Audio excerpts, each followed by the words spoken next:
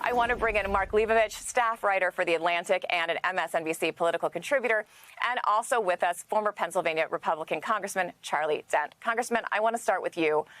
Do you think this vote on Friday is going to get messy? It certainly has potential to get messy.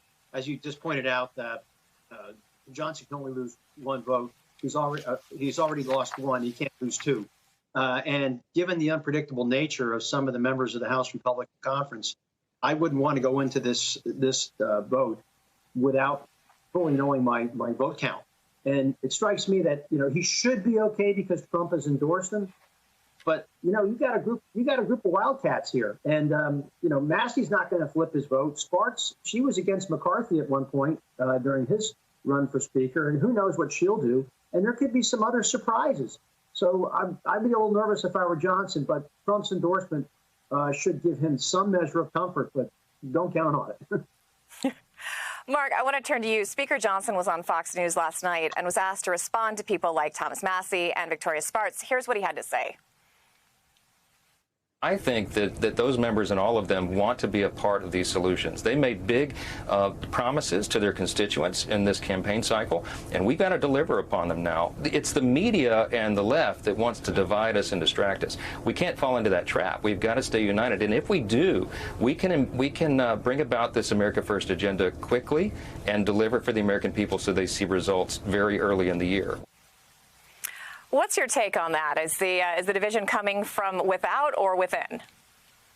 Yeah, I wouldn't say it's the media in this case. I mean, look, division, distraction, whatever you want to call it. If two Republicans, three Republicans, whatever it is, not a big amount, votes against him, no matter how much loyalty the caucus has collectively to Donald Trump and maybe Elon Musk, although who knows that, we're into chaos. I mean, that's what this is. And as we've seen a million times over the last few years, all it takes is a few just to cause all kinds of trouble. And certainly, there's not, I wouldn't say a groundswell of goodwill that Mike Johnson has to sort of fall back on here. But also, as we know, if any number of members of Congress who wants all kinds of attention can decide that he or she is a wild card in the next few days, and then the situation gets even muddier. So, look, I wouldn't feel confident if I were him at all, given the math.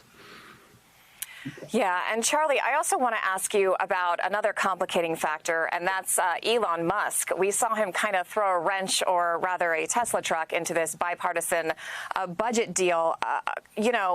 According to... It seems that he's won over Donald Trump on the question of these specialized immigrant visas, which a lot of, MAGA loyalists don't like. But how wary should lawmakers be about the influence Musk has over some of these bigger issues when it comes to, helping the president and members of Congress decide where they want to go on this stuff? Well, I really think the big question is watching how MAGA world, I should say the MAGA diehards, and Elon Musk collide. And immigration, H-1B visas, is a classic case. You're probably likely going to see another collision on an issue like trade. These across-the-board tariffs, I suspect, are going to make many of the tech bros, Elon Musk and others, a bit nervous. So that's really what I'm watching for right now.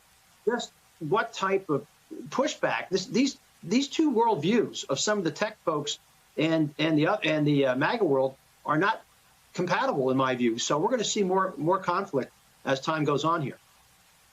And Mark, I also want to ask you, Musk has reportedly been camped out at Mar-a-Lago since the election. According to the New York Times, he's been using one of the cottages available for rent on Trump's property, citing two people with knowledge of the arrangement. What do you make of that? And do you think the level of influence Musk is having right now with the president-elect is going to be permanent or temporary? If you ask me, I'd say probably temporary, but temporary is relative. He can certainly afford whatever he's paying for these, this sort of high-end bungalow or whatever it is. Apparently it costs $2,000 a night. I don't think money's an issue for him. Clearly it seems like, whatever the bromance, whatever you want to call it, seems to be, going into January. It's sort of been what we've been hearing about for the last 6 weeks or so.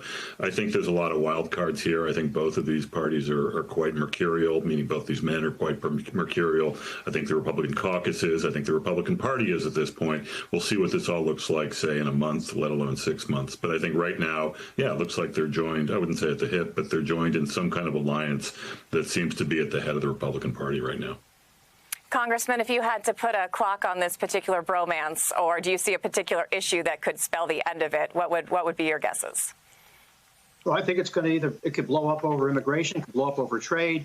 I think I don't know it. I have an exact clock. Maybe Mark is right. I think this. I don't think this bromance is going to last too terribly long. At least not this close, because you have to remember, MAGA is a populist movement, and many of these leaders in business, like Musk, they are not necessarily popular. And I can see this on trade. Musk has a lot of interest tied up with China. Those across-the-board tariffs are going to cost him money. You see it on the H-1B visas, and there are going to be other visa programs. Business community generally is also going to run into conflict, and we're all waiting to see how this sorts itself out. Who will assert themselves best? It's clear right now that Musk won round one here on the H-1B visas, but this is just round one, and I'm not sure how many more rounds there will be. All right, we'll have to see how long that temporary lease down there on that cabin lasts. Mark Leibovich, former Congressman Charlie Dent, thank you both so much for joining us.